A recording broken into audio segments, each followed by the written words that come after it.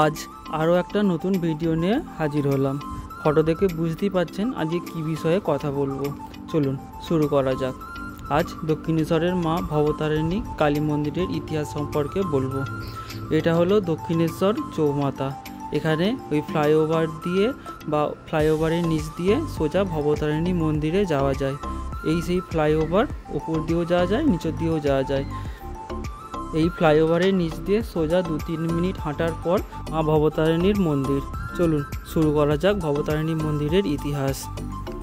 আপনাদের বলবো এই মন্দির কে প্রতিষ্ঠা করেছিলেন, কিভাবে প্রতিষ্ঠা হয়েছিল, রামকৃষ্ণ পরমহংসদেব কিভাবে এই মন্দিরের সাথে জড়িত হলেন, সব কিছু আপনাদের এই ভিডিওতে বলবো।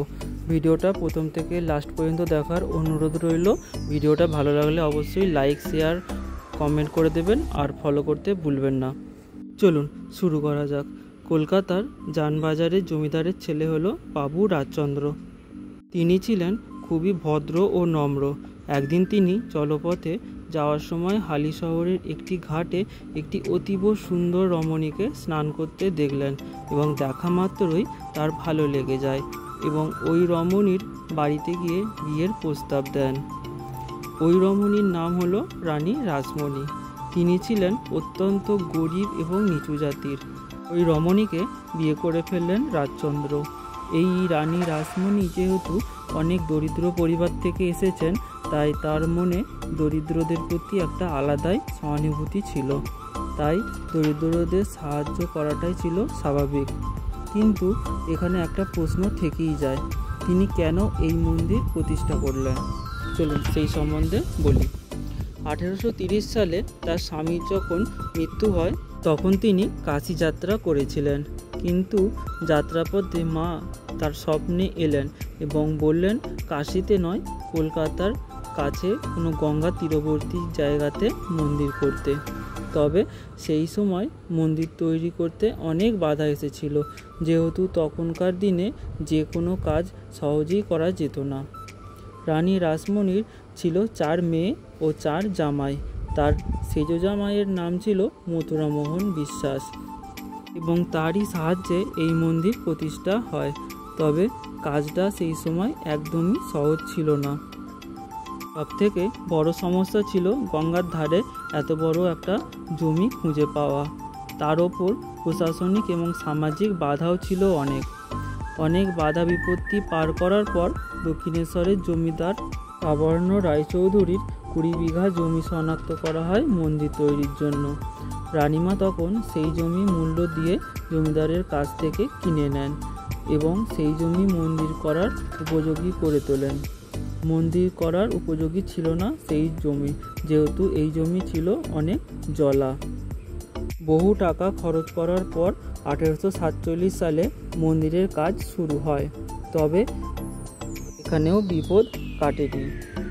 সেই সময়ের ব্রাহ্মণরা মনে করেছিলেন নিচু জাতের কন্যা হয়ে সে কিভাবে মন্দির স্থাপন করতে পারে।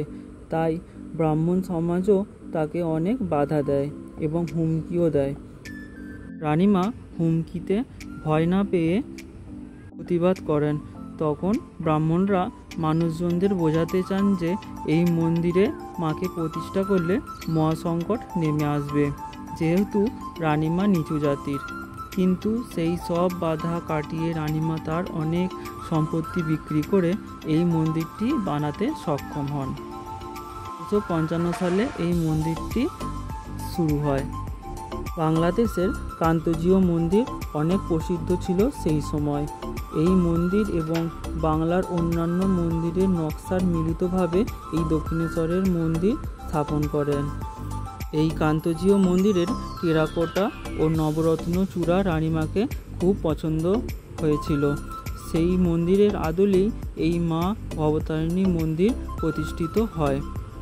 মেন মন্দিরের চূড়ার চারপাশে 8টা ছোট চূড়া বানানো হয় এবং এই মন্দিরের সামনে বানানো হয় একটা বিরাট নাট মন্দির। এই নাট মন্দিরের বাম দিকে 12টা জ্যোতির্লিঙ্গের শিব মন্দির এবং মূল মন্দিরের পিছনের দিকে রাধা গোবিন্দের মন্দির বানানো হয়।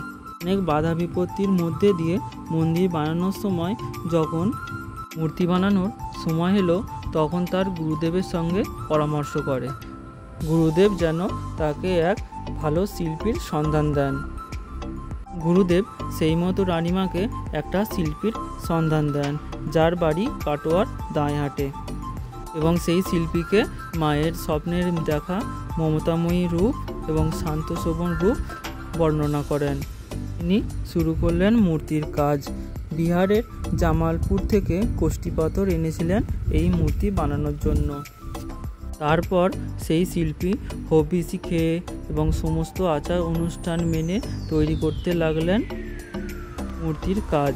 প্রথমে তিনি যে মূর্তি বানান তা গর্ভগৃহের তুলনায় বড় হয়ে যায় এবং রানিমার কথায় সেটা বাতিল করে নতুনভাবে তৈরি করতে বলেন। এবং দ্বিতীয়বারে আবারও সমস্যা, এবারে বাবার মূর্তি ছোট হয়ে যায় গর্ভগৃহের তুলনায়, এবং সর্বশেষ তৃতীয়বার আবার মূর্তি বানান রানিমার আদেশে, এবং রানিমার খুব পছন্দ হয়। যে শিল্পীকে মূর্তি বানানোর দায়িত্ব দিয়েছিলেন রানিমা, সেই শিল্পীর নাম হলো নবীন ভাস্কর।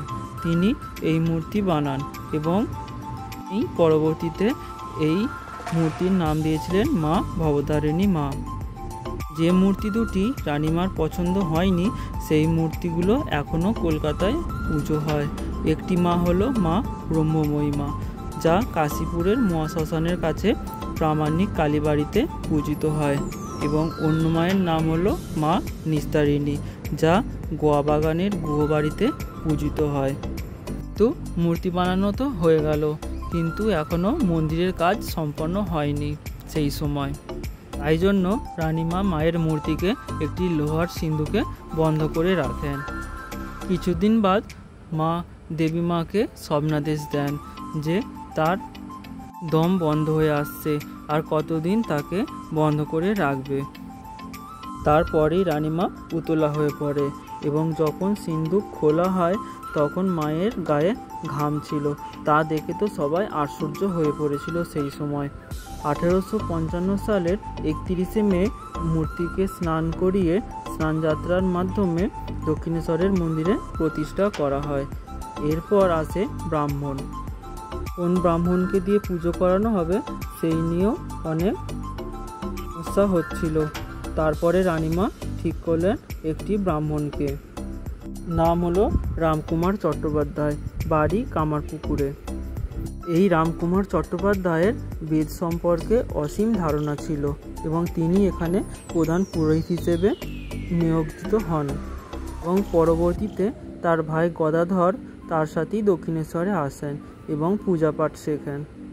রামকুমার অসুস্থ হয়ে যাওয়ার সময় পুজোর সব দায়িত্বভার তার ভাই গদাধরকে দিয়ে দেয়, এবং রামকুমার মারা যাওয়ার পর গদাধর প্রধান পুরোহিত হন, এবং তিনি হয়ে ওঠেন রামকৃষ্ণ পরমহংসদেব। তিনি ছিলেন একদম সহজ সরল।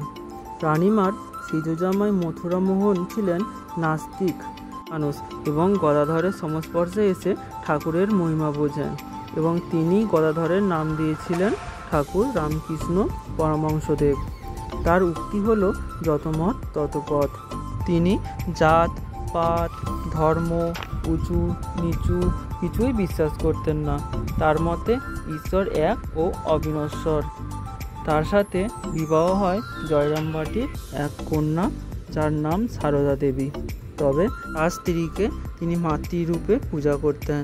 তিনি বলতেন সব নারী নাকি মাতৃরূপা, এবং সারদা দেবীও তার সবটুকু দিয়েই গরিবদের সেবা এবং সাহায্য করতেন।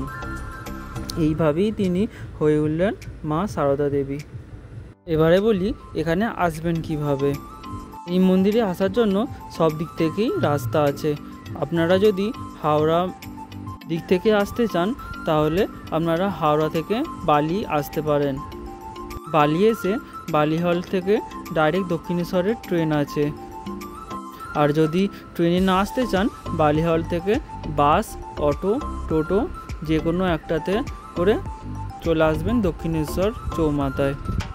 যদি শিয়ালদার দিক থেকে আসতে চান তাহলে বাস আছে, মেট্রো আছে, যা সরাসরি দক্ষিণেশ্বরে আসে। শিয়ালদা থেকে যদি মেট্রোতে আসেন তাহলে প্রথমে আসতে হবে এসপ্ল্যানেড, তারপরে দক্ষিণেশ্বরের মেট্রো ধরতে হবে। আপনারা যদি পুজো দিতে চান এখান থেকে পুজোর ডালি নিয়ে নিতে পারেন।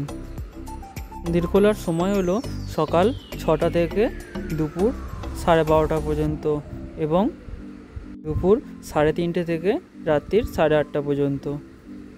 টাইম একটু মেনটেন করে আসবেন, তাহলে আপনাদের বেশি সময় এখানে ওয়েট করতে হবে না পুজোর জন্য।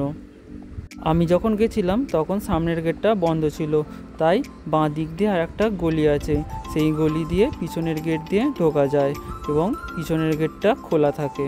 তবে পুজো দেওয়ার পর যদু মল্লিকের বাগানবাড়ি অবশ্যই দেখবেন, যা ঠাকুরের সাধন ক্ষেত্র।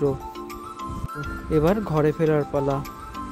ভিডিওটা ভালো লাগলে অবশ্যই লাইক, শেয়ার এবং ফলো করে দেবেন, তাহলে আরও নতুন নতুন ভালো ভিডিও আমি পোস্ট করতে ইচ্ছা প্রকাশ করব।